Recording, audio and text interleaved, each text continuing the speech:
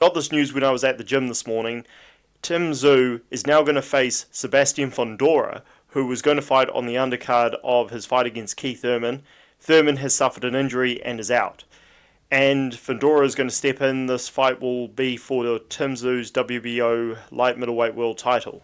Now, no offense to Keith Thurman, but I'm actually happy we're getting this fight because I was never interested in the Keith Thurman fight in the first place. And there were a lot of people who were pushing back about what I was saying, and I'm a huge fan of Tszyu, but I like seeing deserving contenders get shots at world titles. I don't like these interim bouts where you, as a champion, don't have to defend your belt because you're fighting somebody who's not worthy of a title shot. I just don't like that. So I'm really happy this is happening. And you may remember earlier this year that there was talks of Tszyu fighting Erickson Lubin, and we don't know what happened with that fight.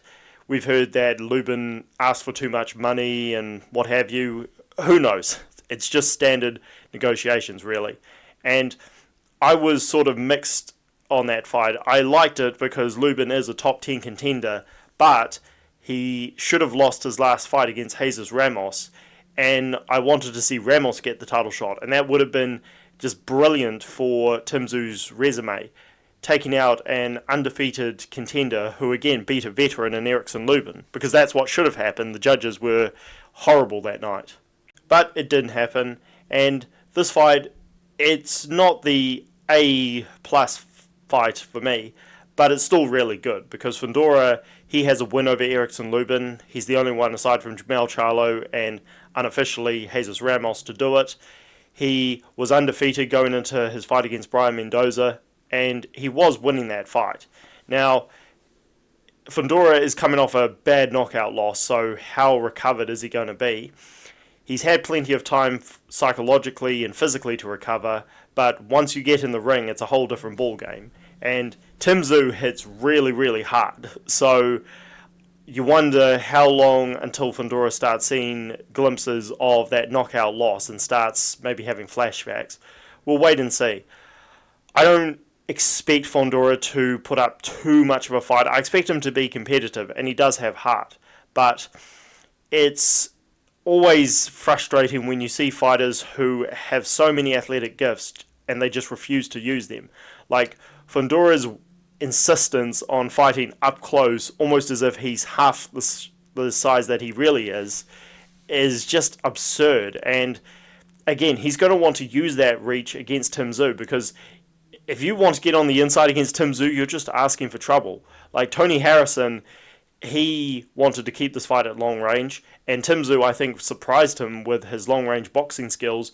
Once they did get up close, Harrison was a goner.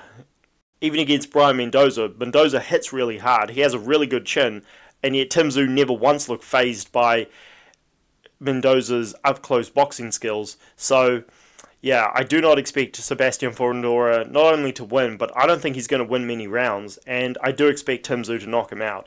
It's a good fight for Tszyu's legacy because, again, Fundora is a top contender. It is a short-notice fight, but Fundora was training for the undercard, so it's not like he's going to be underprepared.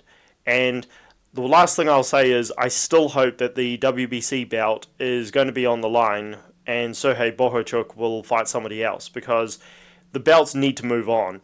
And I'm just really, really hoping that Tszyu, if he wins, which I believe he's going to, will be able to fight either Israel Madrimov or the winner of Bakram Murtazaliev, who's fighting Jack Kolkay for the IBF title in April, because Madrimov is the WBA world champion, undefeated. I believe Murtazaliev is going to beat Jack Kolkay. He will be the undefeated IBF champion. Undefeated champions versus each other. I mean, let's not miss this opportunity, folks. Let's get these undefeated champions against each other. And let's see who is the real king at light middleweight. I love it. And yeah, let me know your thoughts down below about all this news. Catch you guys later. Be sure to like the video and subscribe to the channel for more, as always.